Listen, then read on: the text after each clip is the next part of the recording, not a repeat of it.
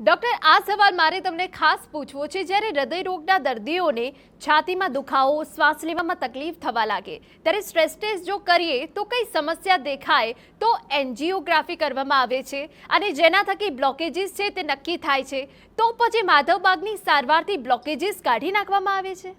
ચોક્કસપણે મને કહેતા આનંદ થશે કે માધવબાગની અંદર જ્યારે આપણે સ્ટ્રેસ ટેસ્ટ કરતા હોઈએ છીએ અને છાતીમાં દુખાવો થાય, શ્વાસ ચડી જાય, હૃદયના ધબકારા વધી જતા હોય છે, બ્લડ પ્રેશરનો રિસ્પોન્સ વધારે પડતો થતો હોય છે, તો એવા સમયે એટલું નક્કી થાય કે એને ઇસ્ચીમિયા હોય છે. ઇસ્ચીમિયા એટલે બની શકે હૃદયની જે દિવાલ છે, નીચેની દિવાલ છે, સાઈડની દિવાલ છે, એમાંથી જે લોહીનો સપ્લાય આપવાવાળી નળીઓ છે એની અંદર ક્યાંક ને ક્યાંક બ્લોકેજ હોવાનો ચાન્સ હોતો હોય છે. તો એવા સમયે જ્યારે એન્જિયોગ્રાફી કરવામાં આવે છે અને એન્જિયોગ્રાફી પછી એન્જિયોપ્લાસ્ટી કરવામાં આવે છે તો એના પહેલાં સમજો આપણે માધવબાગની ટ્રીટમેન્ટ કરતા હોઈએ તો કમ્પેરેટિવલી એવો સ્ટડી કરવામાં આવ્યો છે કે જે એવા પેશન્ટ છે જેમને એન્જિયોપ્લાસ્ટી અથવા બાયપાસ કરવામાં આવી છે અને એમની અંદર સમસ્યાઓનું છાતીમાં દુખવાની સમસ્યા જે હતી એનું નિરાકરણ 14, 15 કે 20% થતું હોય છે. તો માધવબાગની જે આપણે ટ્રીટમેન્ટ કરીએ છીએ એવા પેશન્ટોની કે જેમણે એન્જિયોપ્લાસ્ટી કે બાયપાસ ના કરી હોય એવા પેશન્ટની જ્યારે આપણે ટ્રીટમેન્ટ કરીએ છીએ, બ્લોકેજ સરવાળે જ્યારે ચરબીનું પ્રમાણ શરીરની અંદરથી ઓછું થતું હોય છે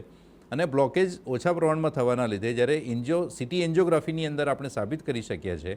કે એવા સીટી એન્જિયોગ્રાફીના રિપોર્ટની અંદર આપણે 40થી 50% ઇમ્પ્રુવમેન્ટ આપણે બ્લોકેજ રિડક્શન કરવામાં મેળવી શકેલા છે. અને જે ઇન્ટરનેશનલ જર્નલ, અલગ અલગ બ્રિટિશ જર્નલ, આ બધાની અંદર આપણા રિસર્ચ પેપર પબ્લિશ થયેલા છે. એટલે એવું આપણે ચોક્કસપણે સાબિત કરી શકીએ છીએ કે માધવબાગની જે ટ્રીટમેન્ટ છે, પંચકર્મ ટ્રીટમેન્ટ છે, આહાર પરિયોજના છે, જે આપણા હેતુઓ પર કામ કરતું હોય છે. એટલે જે કારણના લીધે આ વસ્તુ થઈ છે એ કારણો પર જ્યારે આપણે કામ કરીએ છીએ ત્યારે આવા ચોક્કસપણે સારામાં સારા પરિણામ આપણે મેળવી શકીએ છીએ અને જેના રિસર્ચ પેપર પણ આપણે પબ્લિશ કરી શકીએ છીએ.